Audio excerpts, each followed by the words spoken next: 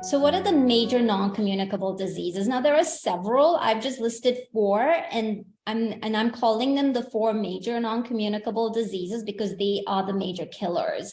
So the cardiovascular disease, which is heart attacks and strokes, literally 17.9 million people a year die from this. And I'm talking of people less than the age of 70.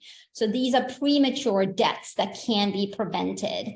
And then cancers, around 9.3 million. A lot of this is attributed to tobacco, alcohol, and then chronic respiratory diseases like COPD and asthma. There's 4.1 million deaths associated, and diabetes, 2 million. This includes people with kidney disease as a complication of their diabetes.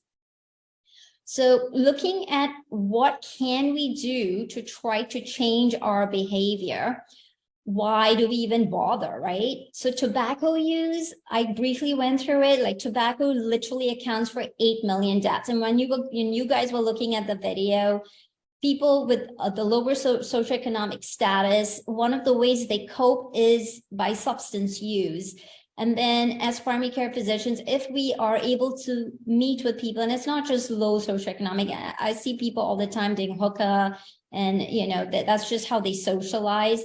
Making people aware of the disadvantage to them by engaging in this type of behavior is so crucial. When I talk to my patients and I try to talk to them about quitting smoking, two things that come up over and over again. One is their social circle, like they have friends that smoke, it's so hard for them to quit.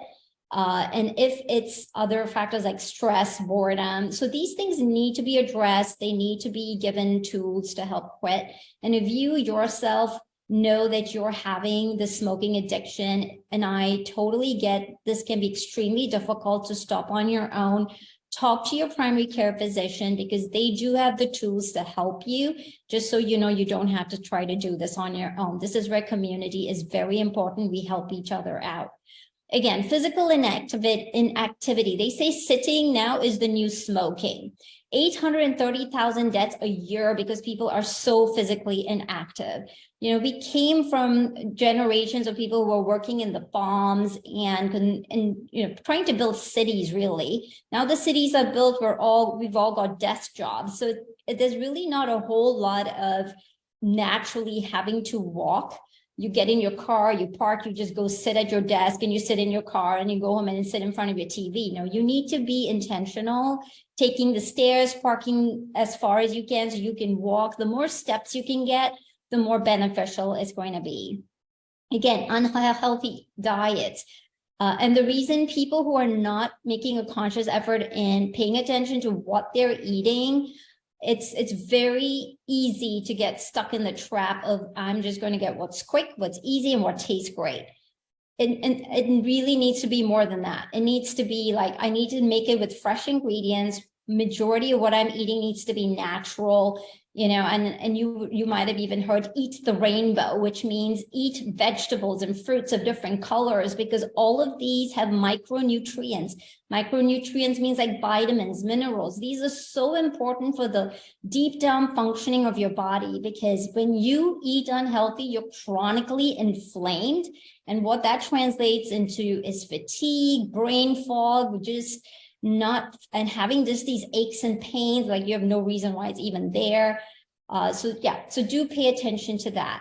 And also, the harmful use of alcohol. More than half of the 3 million annual deaths that are attributable to alcohol use. So, if you are drinking, sure, you can, like 1 or 2. And, you also have research data that says some amount of alcohol is beneficial. But once, as a woman, if you're drinking more than 4 servings of alcohol, or having more than 5 if you're a man in one sitting, that is considered binge drinking, and it will catch up to you. So pay attention to how much alcohol you're consuming.